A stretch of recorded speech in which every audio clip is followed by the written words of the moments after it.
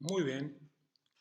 Hace unos días uno de nuestros deportistas me consultó sobre la betalanina y por eso decidí preparar este pequeño resumen para que quede un poquito más claro qué es la betalanina, cómo se usa y qué beneficios puede tener para el rendimiento y básicamente por qué, ¿no? Este es un esquema de lo que pasa dentro de una célula muscular. Básicamente las cosas a tener en cuenta aquí, a pesar de que están en inglés, esto donde dice glycogen se refiere a glucógeno, que se va a transformar en glucosa, y ácidos grasos. Son básicamente los dos sustratos que usamos para sostener este cell work o trabajo celular, y básicamente esos sustratos los rompemos para formar la moneda energética, no solo la moneda energética en el cuerpo humano, sino prácticamente en todos los seres vivos, ¿no? Rompemos sustratos como la glucosa o el glucógeno para formar ese ATP. Y ese ATP, esa moneda, ¿sí? La energía que hay en ese ATP es la que utilizamos para sostener, por ejemplo, el pedaleo a 200, 300 o 400 vatios en una bicicleta o el nado a 1.30, 1.40 o al ritmo que sea.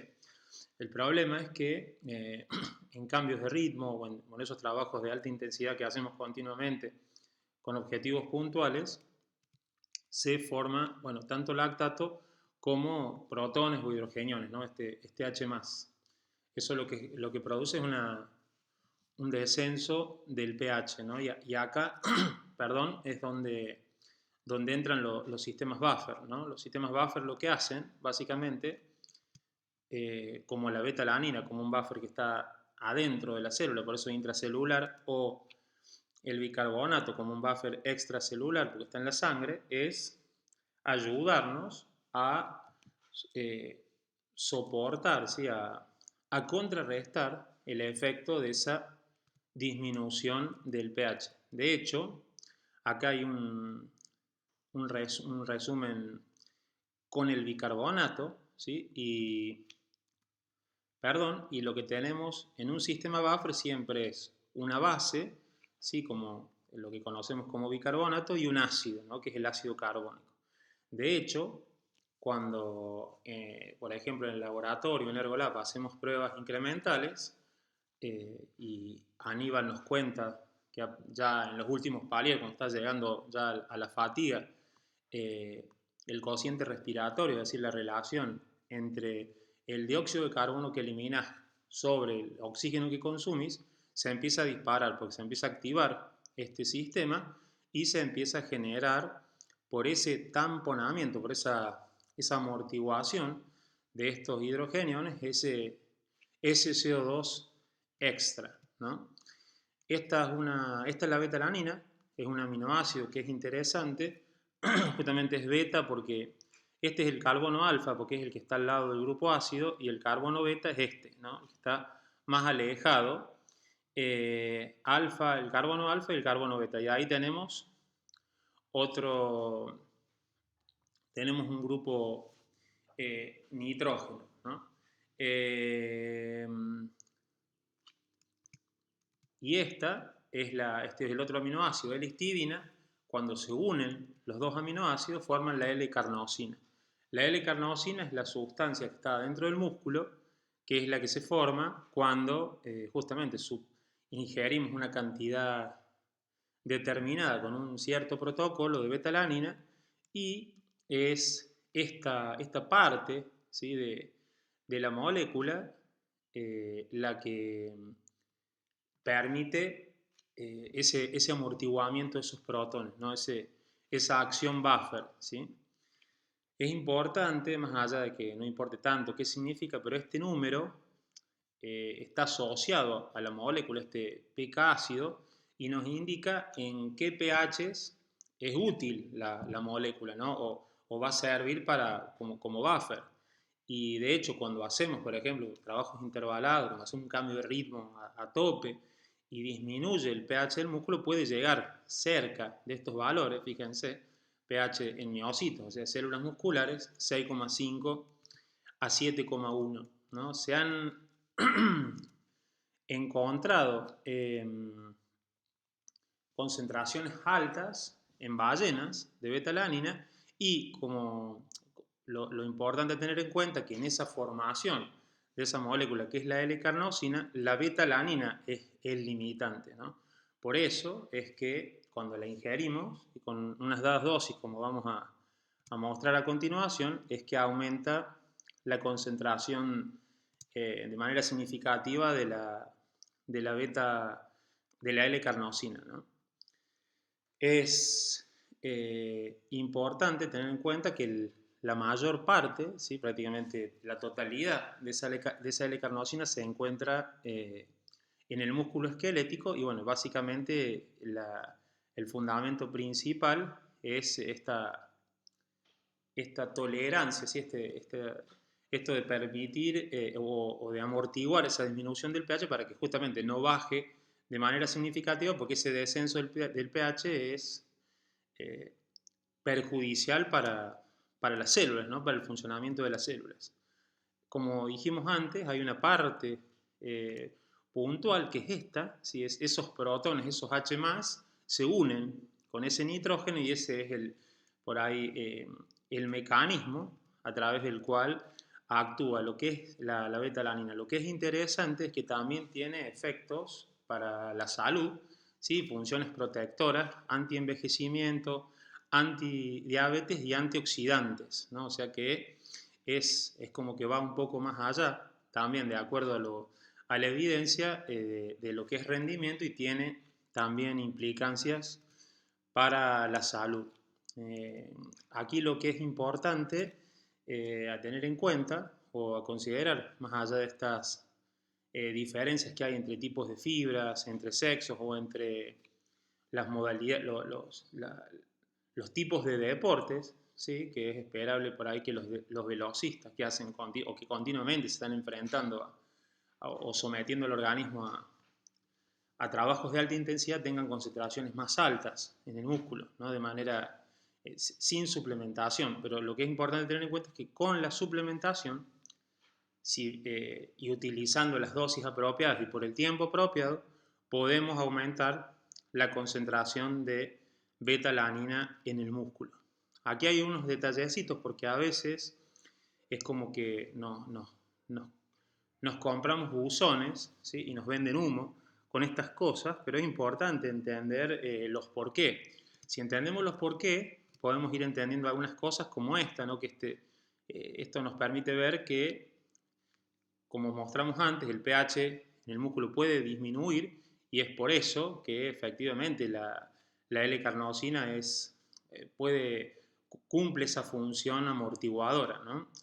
Habitualmente su concentración, si esta es la concentración plasmática, es muy baja, ¿no? 0,5 micromolar. No importa tanto la unidad, pero sí es importante tener en cuenta que es muy baja la concentración. Y cuando ingerimos de 10 a 40 miligramos por kilo, que piensen que 10 miligramos por kilo para una persona de 70 kilogramos van a ser 700 miligramos, o sea, un poco menos de un gramo, en una hora la concentración se va a aumentar de manera significativa. Fíjense, si ingerís 10 miligramos por kilo, la concentración esta que es muy baja, prácticamente cero, aumenta a 50 a 100 micromolar, ¿no? Que es importante tener en cuenta es que la betalanina entra al músculo, no entra por arte de magia, sino que tiene que entrar por una puerta, por un pasadizo. Esa puerta es una proteína, es un transportador. Este Km del transportador nos indica la concentración a la cual se alcanza la mitad de la velocidad máxima. Es importante tenerlo en cuenta porque cuando te tomas unos 700 a 1 gramo de betalanina, alcanzas una concentración elevada y te permite estar cerca de las velocidades máximas, pero el problema es que si ingerís dosis más altas, como uno puede llegar a estar tentado a hacer, te encontrás con el efecto de parestesia. De hecho, cuando la empezás a ingerir, a pesar de que uses dosis bajas, muchas veces te produce ese picazón, pero no es significativo y no tiene, al parecer, ningún efecto nocivo, ¿no? Simplemente la betalanina se une a terminales nerviosos y produce ese efecto que llamamos parestesia, ¿no? En unas 3 horas la concentración vuelve nuevamente a cero y por eso es que hay que esperar, una vez que ingeriste una dosis, a las 3 horas ya estás en condiciones de ingerir otra dosis de nuevo. Es un poquito lo que tiene tedioso esta ayuda ergogénica, que para que funcione bien y para evitar ese efecto, tenés que usarla, por ejemplo, bueno, partiendo esa dosis, ¿no? Al menos en 4 dosis a lo largo del día. Por último, destacar que la afinidad de la enzima que la fabrica, a la L-carnosina, tiene mucha afinidad por uno de los aminoácidos y tiene poca afinidad por la beta-alanina. Por eso es que la beta-alanina es el limitante y por eso es que necesitamos ingerirla para generar esta sustancia buffer, ¿no? Yo hace algún tiempo estuve en contacto con Harris, que es el primero que la empezó a estudiar, tiene varios trabajos científicos y está radicado en Inglaterra, ¿no? Los estudios duran de 4 a 10 semanas aproximadamente y lo que se hace, se logran incrementos significativos, pero como había comentado antes, en dosis partidas, ¿no? Podés tomar, por ejemplo, 3,2 miligramos por día, pero partidos en 4 dosis de 800 miligramos, ¿no? Hasta podés tomar dosis de 500 miligramos, un gramo. Cuando desarrollamos la beta-alanina de Acros, yo justamente les pedí que tuviéramos comprimidos de 500 miligramos para poder justamente eso, ¿no? Jugar con la dosis. Para poder usar la que te corresponde, de acuerdo a tu peso, y otra justamente por esto, ¿no? Para poder usar dosis bajas y evitar esa parestesia inducida por la ingesta, ¿no? Hay, de acuerdo a las pocas ayudas ergogénicas que realmente tienen soporte científico, la beta-alanina es una de ellas, de acuerdo a declaraciones de posición como la de la Sociedad Internacional en Nutrición Deportiva, y en relación a los estudios se han observado mejoras en el rendimiento, sobre todo en esfuerzos de alta intensidad que duran de 1 a 5 minutos, por ejemplo. El punto es que si logramos que ustedes rindan mejor en cada uno de los entrenamientos intervalados que les diseñamos y que hacemos a lo largo de un proceso de entrenamiento, esa calidad, esa mayor calidad que podés ir logrando, esos poquitos vatios que podés sumar, bueno, a lo largo de un proceso te pueden llevar a lograr mejor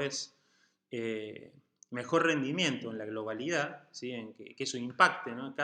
Aumentar la calidad de cada entrenamiento te puede ir llevando tu rendimiento bueno, más arriba de lo que sería si no usar esta sustancia y más allá de que en un sprint o en un cambio de ritmo también te puede ayudar en competencia o en momentos en los que son determinantes en una carrera, ¿no? Como puede ser un cambio de ritmo, una fuga, que te permite básicamente tolerarla mejor. Y como aplicaciones prácticas, lo que había comentado antes, tener cuidado con la dosis y buscar no pasar el gramo en cada dosis por esa parestesia, ¿sí? ese hormigueo que se siente que puede llegar a ser incómodo, ¿no? Por otro lado, es importante periodizar la suplementación para llegar con, por ejemplo, planificar para ingerirla unas 8 a 12 semanas antes de las competencias más importantes. Se puede ir incrementando la dosis poco a poco, de hecho está bien eso porque te vas adaptando, es notable cómo empezás y además evitas ese efecto del hormigueo porque a medida que van pasando los días lo vas tolerando mucho mejor, ¿no? Y por lo menos deberías ingerirla durante 10 semanas y tener en cuenta que ese washout o lavado demora unas 10 semanas, por lo tanto, a veces nos ha pasado que te quedas sin beta-alanina por 2 semanas o por una semana y te desesperas, pero no, si estuviste ingiriéndola, no, eso que entró al músculo demora bastante en disminuir y aunque haya una pausa, si después seguís con el protocolo, la concentración va a seguir aumentando. Bueno, espero que esta charla les haya servido y ante cualquier duda me pueden contactar al correo o entrar al portal de entrenamiento óptimo.